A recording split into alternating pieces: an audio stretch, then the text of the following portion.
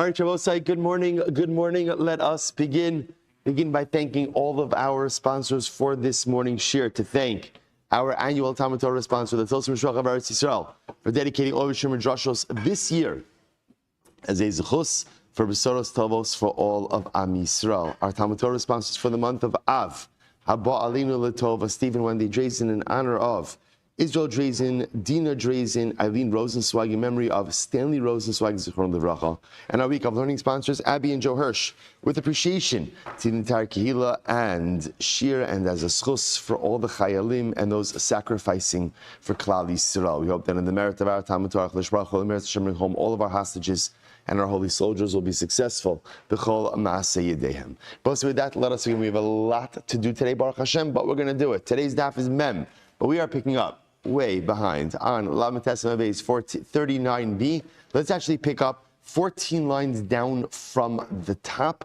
Tan Rabbana, we actually did this. Tan Rabbana, in lochin yimach machag b'surya. So you're not allowed to buy yimach and machag b'surya. What's yimach and machag? Again, this part we saw. Lo yayin, v'lo murios, v'lo chalav, v'lo melech, salkundaris, v'lo chiltis, v'lo gvina, so you can't buy any of these items, as we mentioned in yesterday's daf, from any of the merchants in Syria. Why? These merchants, although they are Jewish, unfortunately have absolutely no problem going ahead and selling non-kosher product or non-kosher substitute to Jewish customers. As a result, ultimately, again, you cannot go ahead and purchase from them except if it's from an expert. So the Gemara says, yet interestingly enough, as much as these individuals unfortunately will sell non-kosher product to an unsuspecting Jewish customer in their own homes, they are careful with the laws of kashrus, and therefore halacha l'maisi, you are allowed to go ahead and eat at their home. So this is supposed to be Rabbi Shmuel Levi, Shagar lo balabais lebeso mutter, that if a balabais, so if one of the merchants from Syria sends you a gift, right? He's at home, he sends you a food gift in your home. What's the halacha? It is mutter. My time. What's the reason for that? Balabais lo shavek yetera va'achal isura. Because again, it's one thing in business to cut corners, unfortunately. But halacha l'maisa balabayis, a guy in his home is not who again, now these same merchants eat kosher in their own homes. So a person who eats kosher in his own home is not going to go ahead and put aside permitted things in order to go ahead and eat something. Won't go ahead and put aside permitted things in order to eat something prohibited. Therefore, therefore, when the Balabayis sends something to a friend, he's going to send from that which he himself eats. And he himself eats kosher items. Therefore, halacha l'maisa, he'll only send kosher items as well. Fantastic. So we're now just kind of building on this. Umelech salkanduris. So we'll say, what is this melech salkanduris? What is this? Amr Yehuda, Amr Shmuel, melech shekol salkundri Rome ochlinoso. It is the salt that all the bakers in Rome use. Interesting. First wide line, so what's wrong with it? Tanrabanon, melech salkundaris, shchora, asura levana mutaris, div Rabbi Meir. So Rabbi Meir says, black melech salkundaris salt is asur. And ultimately, again, and white salkundaris salt is mutar. So Rabbi Meir. Yehuda says, no, levana asura, shchora mutaris. It's just the opposite. White salkundaris salt is asur, and black is mutar. Rabbi will say, by the way, what is the issue with salkundaris salt? So if you look at Rashi, Rashi says, ochlin osa. Oh, thank you so much. Rashi says, ochlin osa, va'asr mishum shema arvin ba kirvei dagim tmeim, v'chatichos gidolos osa mimeno. So interestingly enough, what they do is they create blocks of salt by using fish schmaltz, right? By using fish oil, which makes sense. That brings the salt together. So they create these blocks of salt. So obviously they're using non-kosher fish. Because they're using non-kosher fish, therefore, halacha l'maisa, this salt is going to be asur. Rabbi Yehuda ben Gamliel, mishum Rabbi Chanina or Chananya ben Gamliel Omer, zuvazu asura. Both white melech salkundaris, black melech salkundaris, all of it is asur because they use this fish oil. Amar Rabbi Rabbi Yochanan. The divrei ha'omer levana asura. So the one who says that white salkundaris salt is asur, kirvei dagim levanim tmei mu'uravin ba. They go ahead and they use the innards, right, the schmaltz of white fish. white non-kosher fish. The divrei omer shchora asura, the one who says ultimately again that black salkundaris salt is asar. Kirvei dagim shchorim tmeim mu'uravin ba. Ultimately again they use the schmaltz of black non-kosher fish. The divrei omer zuvazu asura, the one who says that both black salkundaris salt, white salkundaris salt is asar. The Gemara says zu vizu or zev vizeh mu'uravin ba. Ultimately, again, both the schmaltz of white non-kosher fish and black non-kosher fish are mixed in. Incredible. There was an old man who used to live in our neighborhood, and literally, again, he would coat the salkundaris salt with chazer fat. So we'll say now the point of this story, the point of this statement is, at the end of the day, they would coat it with some non-kosher item, some non-kosher substance, whether it was fish schmaltz or chazer schmaltz, but therefore, again, the melech salkundaris ultimately is going to be asur. Incredible. Harei elu asur. Supposed to remember again, the Mishnah ended off by saying these items are asur ba'achila but mutar ba'ana. L'mi'ute mai. What does this come to exclude? So the Gemara says l'chizkiya l'mi'ute biyadua. For chizkiya, it comes to exclude ultimately again by kvashin, by like pickled vegetables. In a case ultimately again where you know that they're adding wine. If we saw this in yesterday's daf, if you know that they're adding wine, not only is it asur ba'achila, but it's also going to be asur ba'ana. Rabbi Yochanan mi'ute murias ugvinos beis unaiki ustamach Rab Meir. For Chizkiya, ultimately again it comes, according to Rabbi Yochanan, it comes to exclude murias, which he felt had wine mixed into it, and ultimately again gvinos beis unaiki, which was that Avoda Zara cheese that we spoke about, and this reflects the view of Rabbi Meir. Okay, incredible. So we'll say let's go weiter. Says the Mishnah. The following items are mutar ba'achila. You're allowed to go ahead and eat them. I will say, so again, just if you notice the progression, first we started with a listing of items that are asur ba'achila and hana'ah. Last Mishnah, we dealt with items that are asur ba'achila, mutar ba'ana, and now third category are things that are mutar. They're mutar, you're allowed to eat it. What's the listing of things that you're allowed to eat? Says the Mishnah, Ve'elu mutarim ba'achila. The following items are mutar ba'achila. Chalav shechava ovei kochav mi'yisrael ra'ehu. So again, if a non-Jew is milking an animal and a Jew is watching him, so the non-Jew is doing the milking, but ultimately again, the Jew is overseeing the process. There's a mashkiach. Next, va'dvash, honey, va'dovnios, so I'll say davdavnios are like late harvest grapes that have been left on the vine and are oozing. So that's apishem. Even though they are oozing, ein bahem mishum hechsher mashke. They do not make the grapes roi lekabel tuma. Remember again, in order for an item to be makabel tuma, what has to happen? It has to come in contact with one of the 7 liquids. Even though these grapes are oozing juice, ultimately again that ooze does not go ahead and make them roi lekabel tuma. The ukvashin she'in darkan lasin l'sochan yayin. The chometz, ultimately again, and similarly again, pickled vegetables or preserved items, where the derech is not to go ahead and put wine or vinegar into the mixture. So all of these, again, I will say, remember, these are the items that are permitted even for achila. The taris she'ina trufa. Remember again, this we saw this back in the last Mishnah.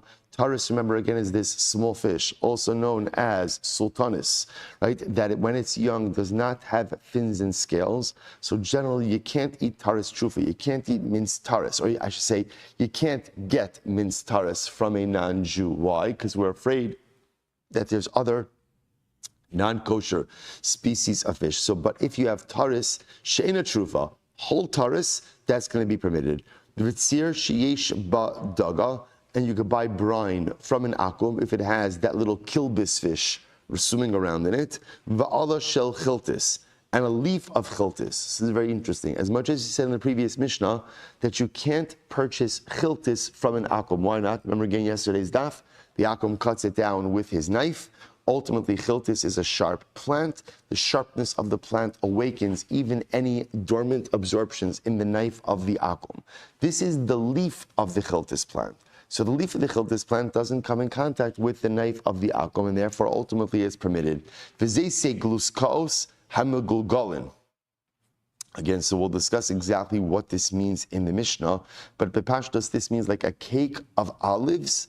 Milgulgot, Rashi points out, Zeisim haknusim b'kli agol, or mischamin v'netzar meinen ken gluska. So this is like you put a bunch of olives in like in a circular mold. The olives themselves are warm and softening, so also beginning to ooze. Rabbi Yossi says, Hashlachin asurin. Shlachin olives, ultimately, again, are aser. We'll discuss what shlachin olives are in the Gemara. V'achagavim haboim min hasalula asurin min hafsik mutarin v'chein l'truma. Similarly, again, so we'll say again. This is very interesting. So halacha l'maisa, you cannot buy grasshoppers from the akum if he's selling it out of his basket in his store, but you can go ahead and purchase them from an akum if he's bringing them from his storage room.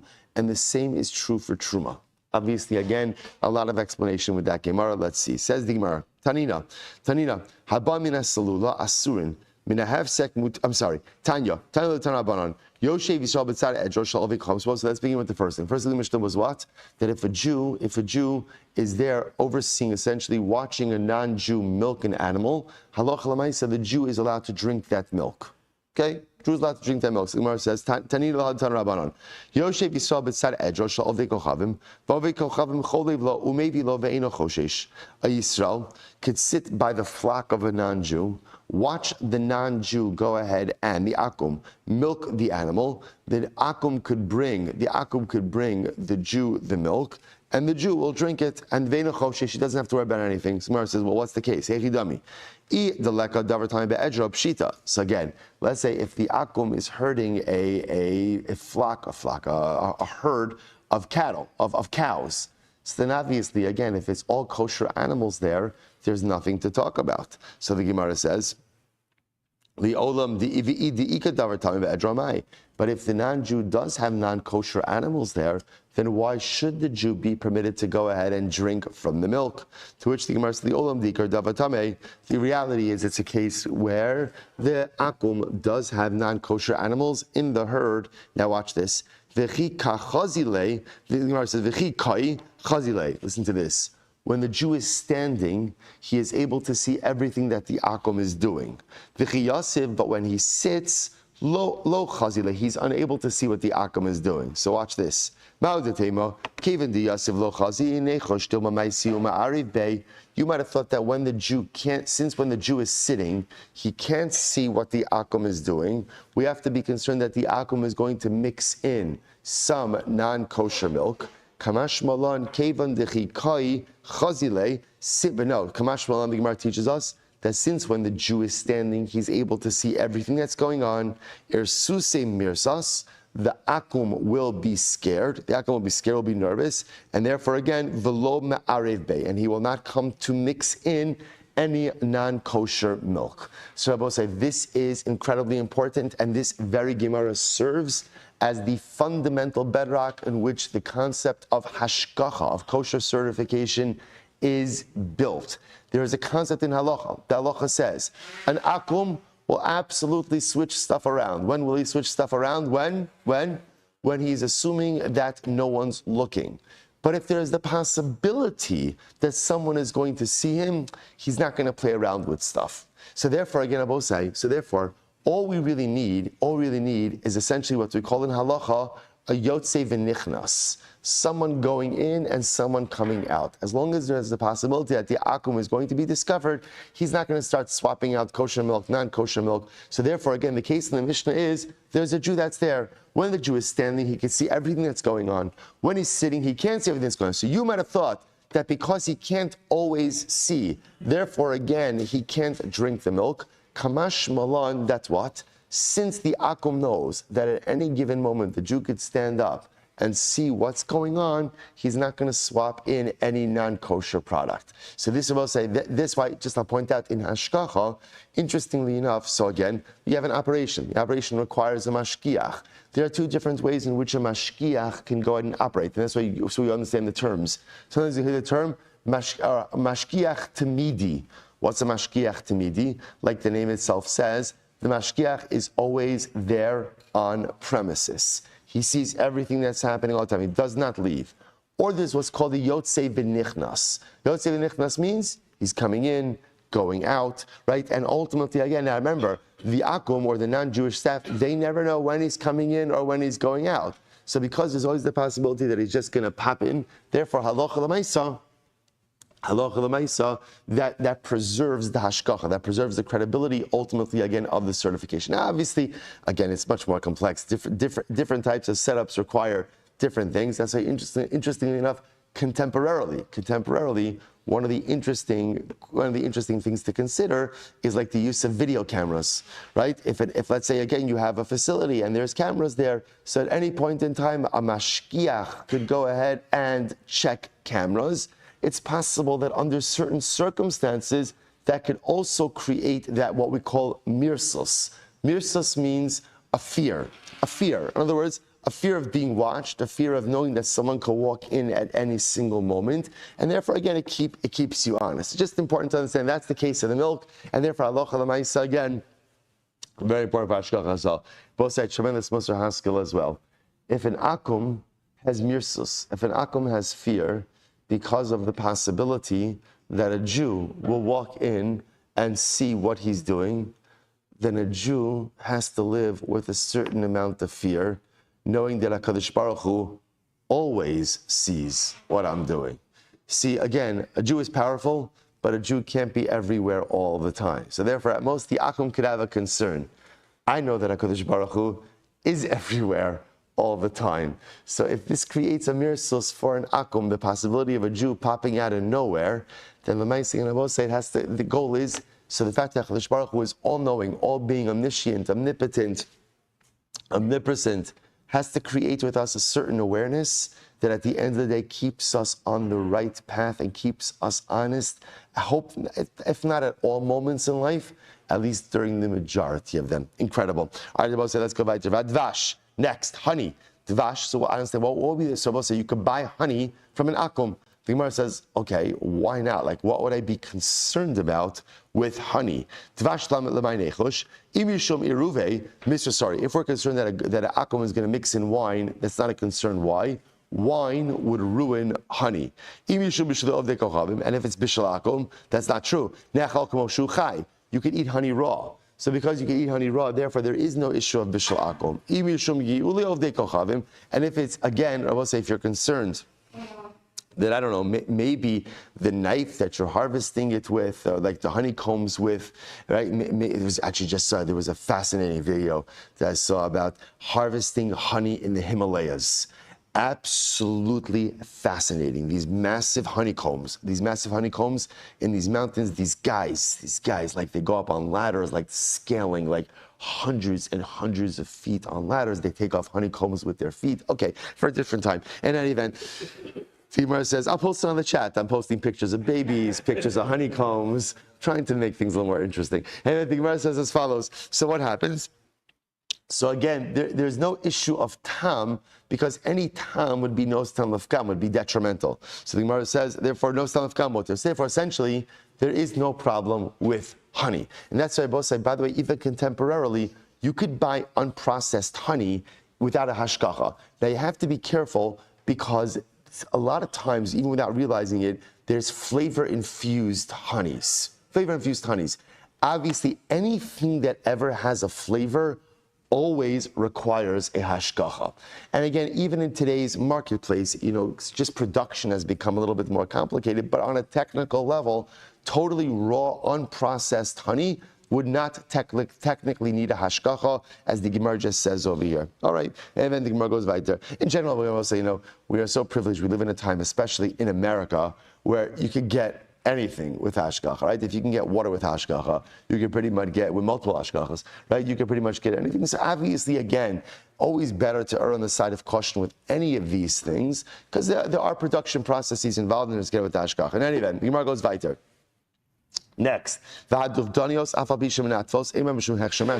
grapes, even though again late harvest grapes, so they're oozing liquid. That oozing liquid does not make them receptive to receiving tumah. Now, by the way, just so you understand, in general, in order for a liquid to make an item receptive to tumah, what do you need? Really, it has to be one of the 7 liquids. And number 2, you have to want the moisture. Now, interestingly enough, in this case, I may actually want the moisture because I want the liquid coming from the grapes. The Gemara says,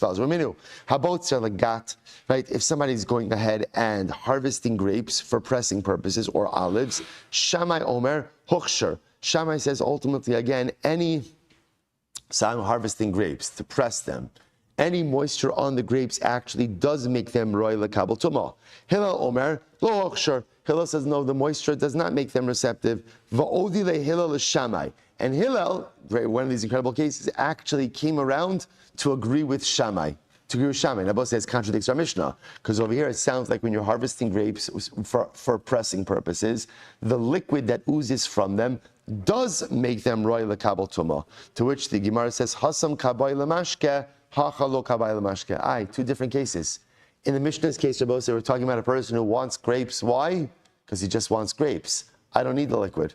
I don't want the liquid. I want grapes. I want to eat grapes. Okay, so in that case, you don't care about the moisture, and therefore Allah Chamaisa doesn't make it right lekabel tumah. In the case of the brayso we just quoted over here, you're pressing the grapes to make wine. You do want the moisture. So because you want the moisture, therefore the moisture that gets on the exterior of the grapes actually makes it roy lekabel tumah. Incredible. Let's go weiter. Or minhu, so the Gemara goes weiter. Good. Taris trufa or taris shena trufa, non-minced taris. So Marsatanah ezu taris shena trufa. Now, what is the example of non-minced taris? So we'll say, so again, classically we think about this as what's the case? It's whole taris. The Gemara says it doesn't even have to be that way. It can be kol sherosh v'shedra nicker. Ultimately, as long as the head and the spine of the fish are recognizable, then ultimately, again, you can eat the fish. In other words, you'd be able to recognize that it indeed is a taris fish as long as the head and spine are intact. Ve'ezo tzir sheyesh badaga. And I will say, what's the case of brine? Ultimately, again, that'll be permitted. So the Gemara says, kol shekilbis achas o kilbios, top of mem, shotet esbo. As long as you have one or two kilbis fish swimming around in it. To which the Gemara says, 1 second. Hashte kilbis achos amrit shari shte kilbios mibai. I don't understand. If one kilbis is enough to make it kosher, then it goes without saying that's what? That 2 kilbis will be fine. To which the Gemara says, Lokasha, kan, we'll say, mem amadala 48, third line down, kan bipsuchos, kan bistumos. Very interesting. One is talking about open barrels and one is closed barrels. So we'll say, in a closed barrel, even 1 kilbis is enough. In an open barrel, you need 2. Why? Because there's a concern that maybe the kilbis fell into it from somewhere else. So if it's an open barrel and you just have a kilbis, that's not a raya. 2 kilbios, that's a good raya. See, Itmar, I'll say, let's go weiter. Baruch atah Adonai Eloheinu melech olam shakol niyeh b'dvaro.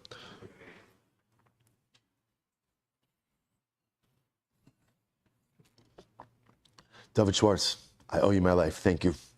Thank you. All right, says the Gemara. Itmar. Rav Huna Amar, Achete Rosh Shedra Nikar.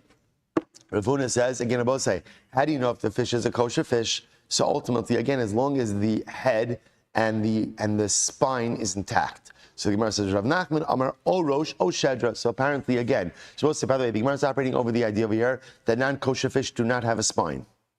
And also the head of a kosher fish looks different than the head of a non-kosher fish. So these are simanim that you could tell. So Rav Nachman Amar O Rosh O Shedra. No, you don't need both. Rather, either the head or the spine. Master Rav Bar Chama. So what does this mean? Rav Bar Chama says, what are you talking about? This is not the simanim of a kosher fish. We know the signs of a kosher fish. Ubedagim kol sheyeshlo snapir v'kaskesas. What are you talking about? It's halacha. Torah says, what's the sign of a kosher fish? Fins and scales. What are you talking about? Head and spinal cord. Amar Abaye kitanya hi ba'ara o bepamuda the dami reshayu litmeim. No, the Gemara is saying like this. You're right. In general, obviously, fins and scales are always definitive signs of a kosher fish. It just happens to be that a head and a spinal cord can also be definitive signs, or I should say, can also be signs, but they're not definitive. Why? You do have certain fish that have heads that resemble non-kosher fish. Like, for example, this pamuda, this aram pamuda. Okay. Amar Rav Yehuda, Mishmei De'ula, Machlokes L'tabel B'tziran. The machlokes ultimately, again, is what simanim do you need in order to dip your bread in their oil. Aval begufan, but in order to consume the fish itself, divrei kol aser ache rosh v'shedra nicker. So ultimately, again, everyone agrees that if you're going to eat the fish itself, you need to be able to recognize the head and the spinal cord. I used to always go ahead and dip in the brine of the fish. Kevan the Shamana Lahad Amrav Yehuda Mishmei Deula Machlokes the Tal B'Siran Aval Begufan Divra Kol Asr Ad Shihei Rosh V'Shedra Nicker B'Siran Nami Lo Mitablina. So again, I'll say now I heard this Machlokes.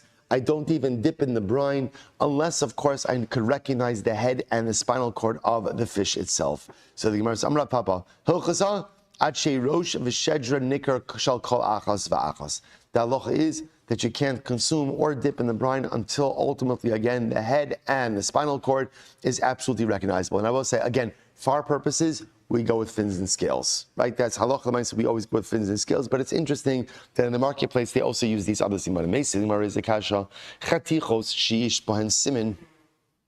If you have a piece of a fish that ultimately, again, has a siman. We're going to discuss this, that you could have a siman in the actual cut itself. It's cut a certain way. So, siman, whether there's a siman in some of them or all of them,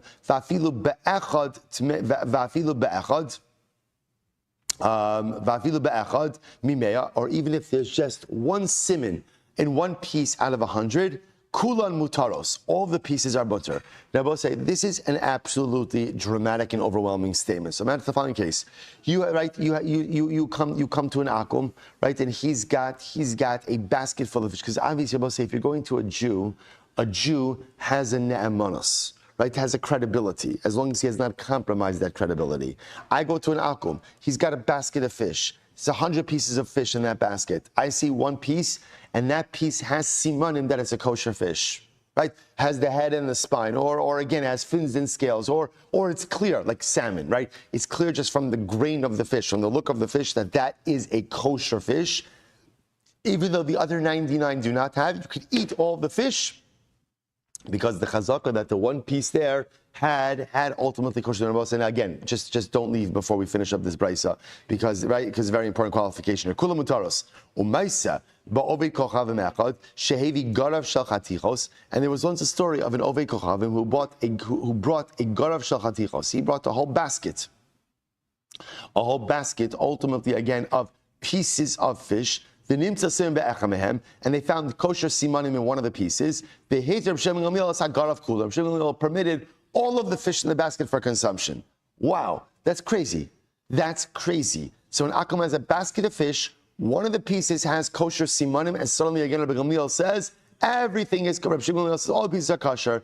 Calm down, says the Targum Rapapa. Kishechatichos shavos. Oh, okay. What's the case about saying? The case is where the following. There are 100 pieces there. You find kosher simanim ultimately again on one of the pieces. And about say, then what happens? You see all of the pieces fit together, which is another way of saying all of the pieces what? Come from the same fish. Okay. That makes a lot more sense. So now suddenly I see that all the chopped up pieces, ultimately, again, I have some time on my hands, I do my fish puzzle, right? And I recognize that, again, all the pieces come together to form one piece of fish. So in that case, even though, again, only one piece has simanim, ultimately, again, but because they fit together, therefore, Allah Lamaisa, it's kosher. To which the Gemara says, well, if that's the case, ihachi ma'ila memra. So what's the chiddush over here? All right, obviously that makes sense. You might have thought to say maybe it's just coincidence. Maybe really the pieces are not all part of the same fish.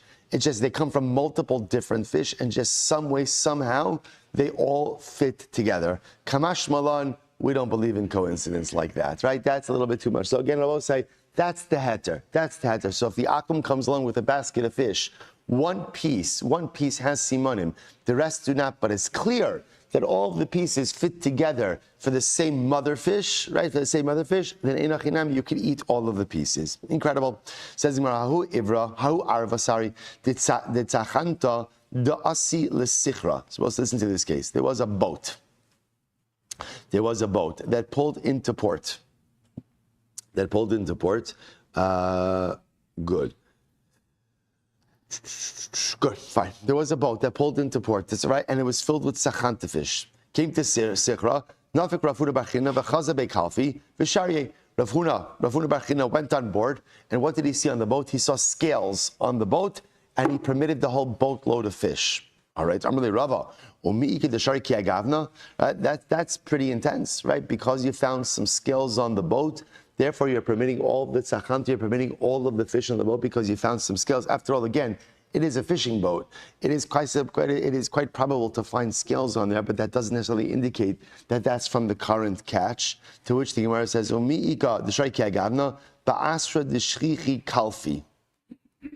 Ultimately, again, this was a place where what? This was a place ultimately again where it was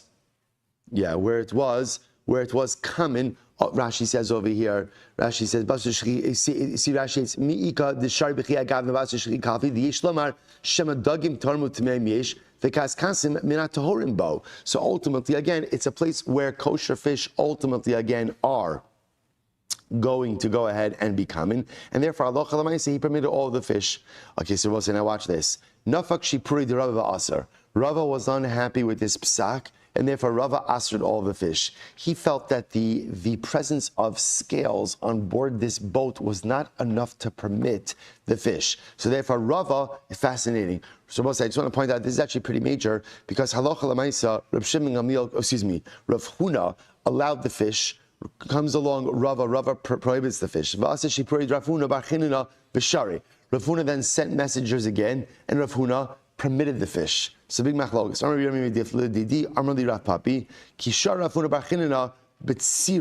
No. Rav Huna bar Chinina actually permitted the use of the oil from the fish, the brine of the fish. Aval begufan lo. But ultimately, again, he did not permit consumption of the actual fish as well. Not true. Rav Huna permitted even the actual consumption of the fish themselves. Va'ana lo meser asirna. And if Rav Huna permitted it, ultimately, again, we are not going to aser it. V'lo mishra sharina, should we not permit it? Amar Ali Rav Yehuda Mishmei Dula. Both say first white line. Machlokes tal b'tziran. The machlokes is whether or not you can use the brine or the oil. Aval begufan divrei hakol ad sheirosh v'shedra nikar shel kol echad ve'echad. But an actual consumption of the fish is going to require ultimately, again, much more substantive simonim. Fins and scales, obviously, but even the presence of the spinal cord in the head. So Yosef Rav China Baridi. So we'll say, so again, what you just begin to see in the evolution of this halacha. Now again, I will tell you, like for example, halacha l'maisa contemporarily, obviously, we would never permit a boatload of fish just based on the presence of the scales. But again, this is the evolution of halacha. We see again how these different cases come about. We'll say second wide line, middle of the line of Mem Amad Aleph 48. Yes, Rav China Baridi, Kamed Rav Ada Bar Ava, V'Yosef V'Kamar. So Rav China Baridi was sitting in front of Rav Ada Bar Ava and he said the following: Ove Kochavim Shevi Areva Malea Chavios. The name says Kilbis Ba'achas man. So we'll say what happens. An Akum brings an Areva. Areva, we'll say again. Rashi says a Sfina Kitana, small boat. He brings a small boat filled with barrels of brine. And what happens? And you find, and Vinim says kilbis ba'achas man, and there's a kilbis fish. Now remember again, the presence of a kilbis usually indicates that what? Kosher brine. So what happens? And you find the kilbis in one of the barrels. Again, so the akum is bringing, we'll call it 50 barrels. You find the kilbis in one of the barrels. What's talacha? Psuchos kulan mutaros. If the barrels are open, ultimately again, then it's mutar. Stumos, but if the barrels are closed, himuteres v'kulan asuros. Ultimately again, then the closed barrel is the one that is permitted, but the open barrels, ultimately again, the open barrels are going to be asr. Amalei minalacha. How do you know this? So he responded, Mitlasa krai shmieli. I learned this from 3 psukim. What are the 3 psukim? Rav, Shmuel, and Rabbi Yochanan. A very beautiful Gemara. Who are my 3 psukim? Rav and Shmuel, Rabbi Yochanan. As if to say, not as if, but saying that the statement of these great Rabbanim is as authoritative as psukim themselves. Very beautiful. Amar Barona, Amarav. Kirvei dagim v'obrin einikin element amumcha. So we'll say very interesting case over here. So kirvei dagim are the insides of the kishkas of the fish, right? The kishkas of the fish. Obrin avosai are eggs, fish eggs. ultimately, again, can only be purchased from an expert, i.e. from a trusted source. Because we'll say, obviously, again, you have to be careful. Remember, when you're buying a fish, you could see fins and scales, or now we also see that you can see the head and the spinal cord, right? Again, when you're buying fish innards, right, or you're buying fish eggs, so b'pashtos, the rest of the fish is not there. So how do you know it's coming from a kosher fish? You have to buy it from someone who is trusted. So the Gemara says, Ramile. So it says, Ramile ula Rav Dostoi the Minbiri. Midikama Rav. Now that we're saying that again, the fish innards and the fish eggs can only be bought from an expert, Michlal the dag tame isle ubar. Now, we'll say, obviously, what's the concern? The concern is that the eggs are going to come from a non-kosher fish. So now what you're telling me is non-kosher fish produce eggs. Where says 1 second, or mini. I'll raise a kasha on that. Dog tame mashritz, dog tahar matal beitzim. So non-kosher fish, mashritz Rabbosai means ultimately again, they go ahead and they have a regular gestation of their young inside. Right? They don't lay eggs. They don't lay eggs, rather they just birth young. Ultimately, again, that's a dag tame. A dag tahar lays eggs. So I'll say, what do you see from here? That obviously, if there are eggs that are coming from a fish, it has to be from a kosher fish. It doesn't come from a non-kosher fish. To which the Gemara says, no, so therefore the Gemara says, Sami mikan ubrin. You're right, take out fish eggs. Right, take out fish eggs, and rather it's only talking about fish innards. That if you're purchasing fish kishkas, you have to go ahead and purchase it from an expert. Rabbi Zara, lo tisami, no, don't take it out because it's not true. Tarvayu matile beitzim. Kosher fish and non-kosher fish both lay eggs. So what's the difference? Ella, zem mashrish mi bachutz, v'zem mashrish mi bifnim. So interesting. So apparently, kosher fish lay their eggs in the silt, right? And the eggs hatch outside of the mother. Non-kosher fish apparently carry their eggs internally, and the eggs hatch internally. So the Gemara says, okay, lama is very interesting. So lama li mumches, therefore, if you're purchasing fish eggs, you have to purchase it from an expert, because you can have fish eggs from a non-kosher fish as well. So we'll say, watch this. Lama li mumcha. Why do I have to purchase from an expert? So livdok b'simanim. Let me just check the simanim. After all, the sanyo, ki simani beitzim kach simani dagim. The signs of a kosher egg are like the signs of a kosher fish. So the Gemara says, what? Simani dagim simani dagim snapirvekas kasef ksivbuhu. I understand that the signs of a kosher fish are fins and scales. Are you telling me that a kosher fish egg has fins and scales also? The Gemara says, Ella, listen to this. Ki simani beitzim kach simane obre dagim. Now, interesting enough, Rabosai, there are simanim for a kosher egg, and the same simanim for a regular kosher egg, like an animal egg. Ultimately, again, are the same simanim for a fish egg. What are the simanim for a kosher egg? Rabosai is incredible. Ve'elu hein simane beitzim. These are the signs ultimately of a kosher egg. Kol shekeduros va'algulgolos. Round eggs. Round eggs. Rosho echad kad ve'rosho echad chad. One side of the egg is flat and one side of the egg is pointed. Rabosai, it doesn't literally mean flat, but rather what does it mean? It means that the egg is wider on the bottom and goes to a narrower point on the top. So the egg is circular. The egg is circular, wider on the bottom, narrow on the top. That is the sign of a kosher egg. The Gemara says, "V'rosha echad chad tahora." But if you have an egg where both sides are called flat, or both sides are rounded, tmein. Ultimately, again, this is a non-kosher egg. I will say fascinating. Other examples of kosher eggs. If the yellow of the egg is on the outside and the white is on the inside, tmeya. That's a sign of a non-kosher egg. If the white is on the outside, yellow on the inside, tahar. Ultimately, again, that is going to be tar. If the white and the yellow of the egg are mixed together, zohi beitzas hasheretz. That's a sheretz egg. Amarava. So therefore, what do you see from here? You should be able to tell a kosher fish egg, because a kosher fish egg has to have the same qualities as a regular kosher egg. So just see if it's kosher like that. Amarava, what's the case? No, the case is where you're purchasing dissolved fish eggs. Right? It dissolved. So therefore the egg itself is not in its original form. Rather, again, it's in dissolved form, so you have no way of seeing the simanim. Therefore, the only way to purchase it is if you're purchasing it from a mumcha. But Rabbi Dostayu said, take out of your fish. Remember, Rabbi Dostayu was of the opinion that non-kosher fish do not lay eggs. Only kosher fish do. If that's the case, any fish eggs are going to be kosher. We'll say Amud Beis, Vatanya, we learned. Kissi money beisim, kachsi money obridagim. But the Brisa just said that the simanim of kosher eggs are like this, are simanim of kosher fish eggs are like the simanim of regular kosher eggs. Lav terusi miteratz talach kach simani kirvei dagim. So Rav says, no, we can answer it up by saying, as we said before, that these are not the simanim for fish eggs, rather the simanim ultimately again for fish innards. Ve'echim eshkachos b'simani kirvei dagim. So we'll say ultimately again, I don't understand, how would you find simanim on the innards of a fish, right? What would be the siman? What would be the kosher siman on the innards of a fish? Gemara says,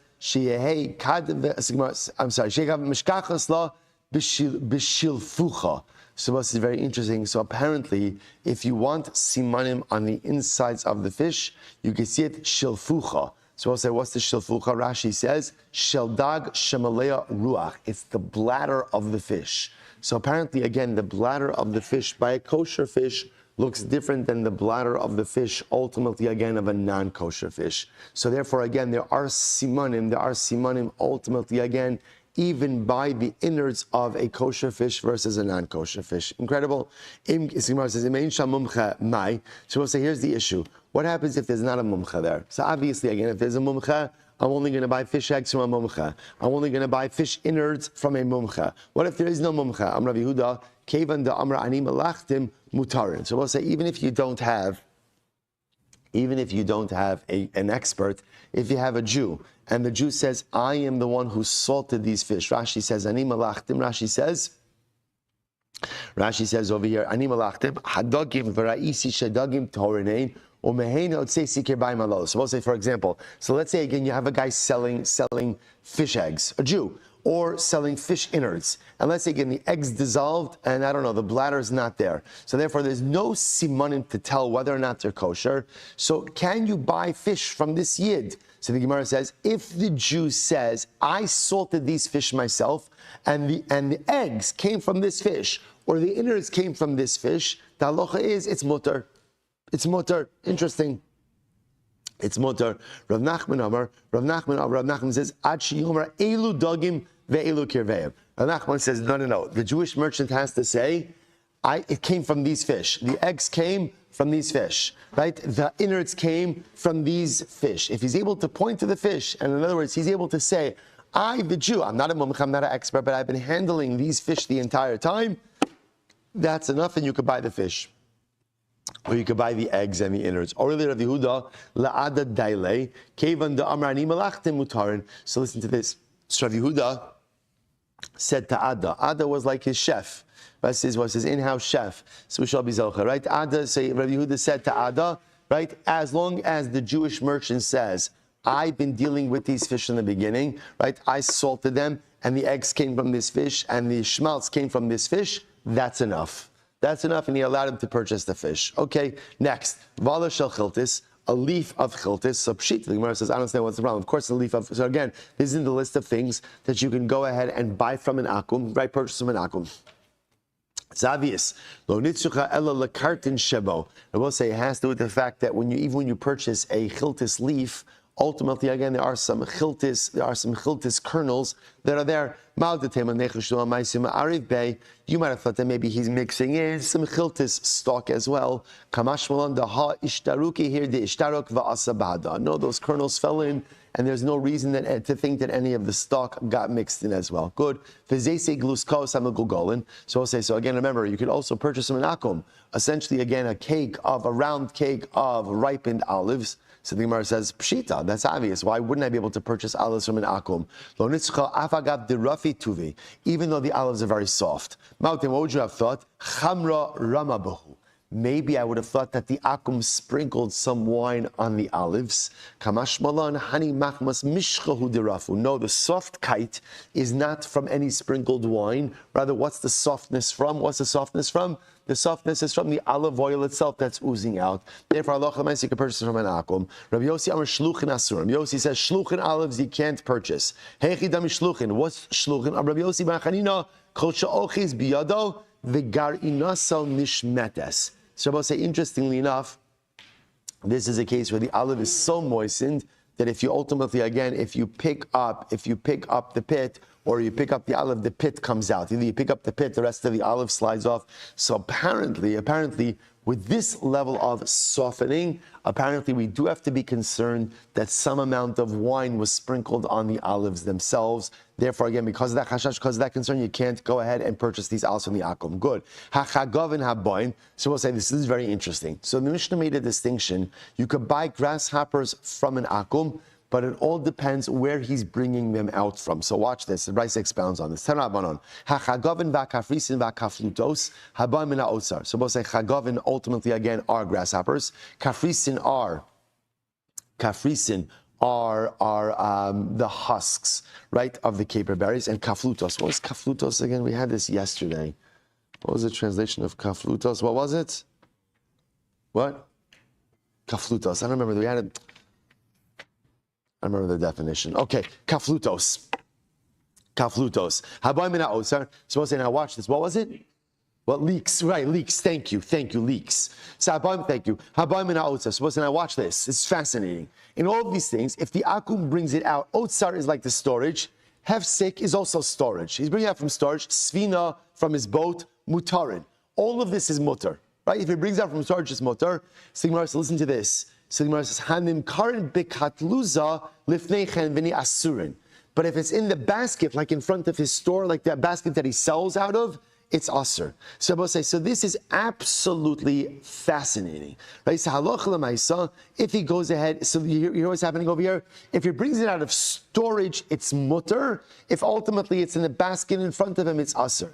In storage, the assumption is he's not mixing in anything else into it because he needs it to remain dry, so it's stored. When it's in the basket in front of him, we don't know what he's mixing in there in order to make it, I don't know, maybe more aromatic or more pleasing. And therefore, fascinatingly enough, you could purchase it from storage, can't purchase it from the basket in front of him. I will say, obviously, especially with grasshoppers, this is assuming that you could identify that this is a kosher species of grasshopper. So the Gemara goes weiter.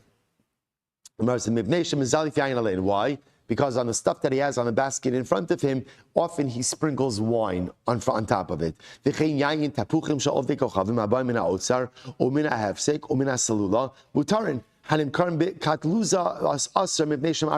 say same thing is, listen to this, apple wine. Now I'll say apple wine, the name is it's really apple, probably apple cider or apple juice. Again, some type of apple drink that did not normally have wine or vinegar mixed into it. So if you could purchase this, if it's coming from storage, you can't purchase it if it's coming like from, I don't know, like the cask or the barrel or the basket in front of the akum store. Same issue, because when it's in storage, we know that it's pure. When it's in front of him at the store, we're concerned that he's mixing in other stuff. Rabbi Shmuel tells an incredible story.